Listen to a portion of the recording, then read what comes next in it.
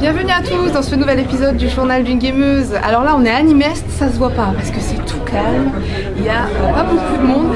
Alors comme vous pouvez le voir, je suis devant le stand, je vais essayer de ne pas écorcher le nom.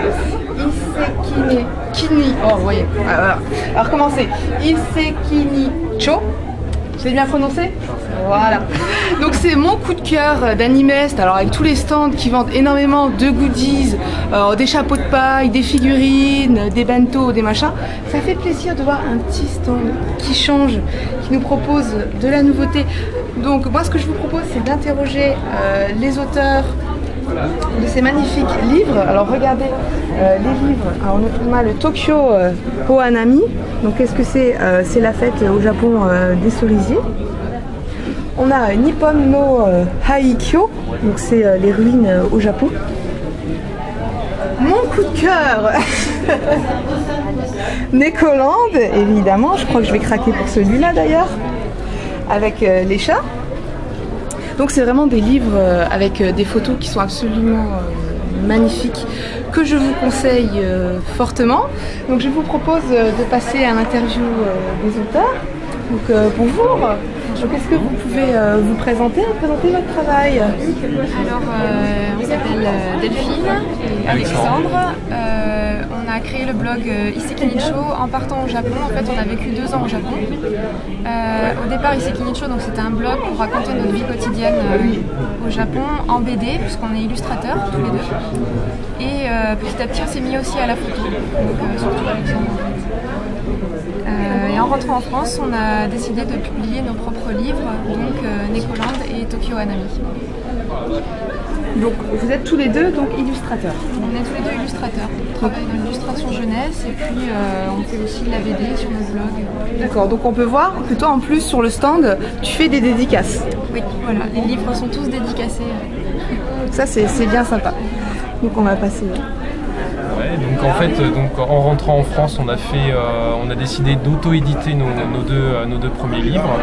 Et à partir de novembre, en fait, on a un partenariat qui nous permet d'être disponible en librairie, sur Amazon, et donc d'avoir une plus grande diffusion. Et à partir de novembre, en fait, on a commencé à publier d'autres auteurs. Donc Nippon no Haikyo étant le livre d'un photographe français qui est au Japon, qui est spécialisé dans les lieux abandonnés. Et c'est un travail de 3 ans où il va explorer des lieux assez incroyables qui ont été abandonnés, où ça peut être des parcs d'attractions, des musées. Là par exemple c'est un parc d'attractions gigantesque avec des montagnes russes qui ont été abandonnées à côté d'Osaka. Et donc il va faire tous ces lieux, souvent c'est des lieux qui sont gardés, donc il doit resquiller pour rentrer. Il va faire aussi des îles abandonnées, des hôtels abandonnés, enfin bref c'est un gros travail de recherche et de documentation sur les lieux, donc ça méritait d'être vu et c'est un travail qui est intéressant. Il a un site internet qui est très fourni là-dessus. Est-ce que vous pouvez me parler moi de mon coup de cœur de ce Nekoland? Alors, pourquoi un livre sur les chats? Tout le monde aime les chats, donc mais pourquoi un livre sur les chats? En quoi les chats sont différents au Japon finalement? Alors, en fait, ce livre, c'est un peu un hasard. En fait, on a commencé à faire des photos de chats un peu au hasard, les chats qui se baladaient dans notre quartier.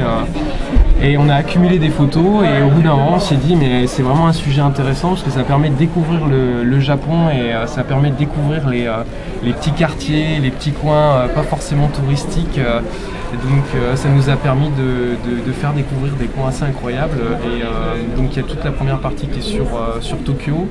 Et ensuite on se balade à la campagne, on va sur des îles de pêcheurs sur la fin du livre.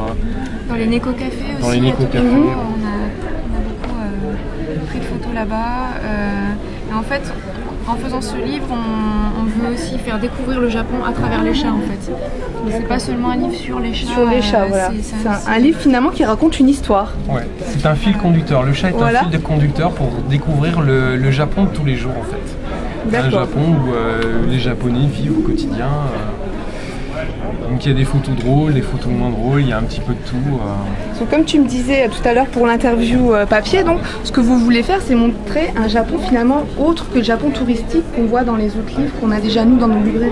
Ouais, c'est un petit peu la mission. Ça. En fait, en 2 ans, on a passé énormément de temps à rencontrer des photographes, à voir ce qui se faisait aussi au niveau des librairies japonaises, du travail des photographes au Japon. Et en rentrant en France, on s'est rendu compte que tout ce travail qui était très très intéressant en fait, il était très peu présent dans les librairies parce que ça n'intéressait pas les éditeurs.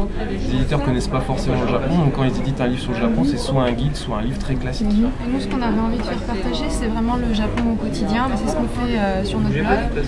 Et c'est plutôt que les temples, donc ce qu'on connaît déjà en fait finalement sur le Japon, les geishas, ce genre de choses. Nous, ce qu'on voulait faire partager, c'était vraiment le Japon au quotidien parce que nous, c'est ça qui nous a donné envie d'y vivre. Et, donc voilà, les petites rues, les petits coins qu'on fait, on vit au Japon au quotidien. Alors, qu'est-ce que vous diriez à nos suiveurs, à nos lecteurs comme argument finalement pour acheter vos livres et pour découvrir votre blog et votre maison d'édition? Quel serait l'argument, à part finalement cette authenticité qu'on ressent dans ces photos, parce que c'est vraiment des photos, moi je trouve très artistiques finalement, c'est vraiment des photos qui sont magnifiques.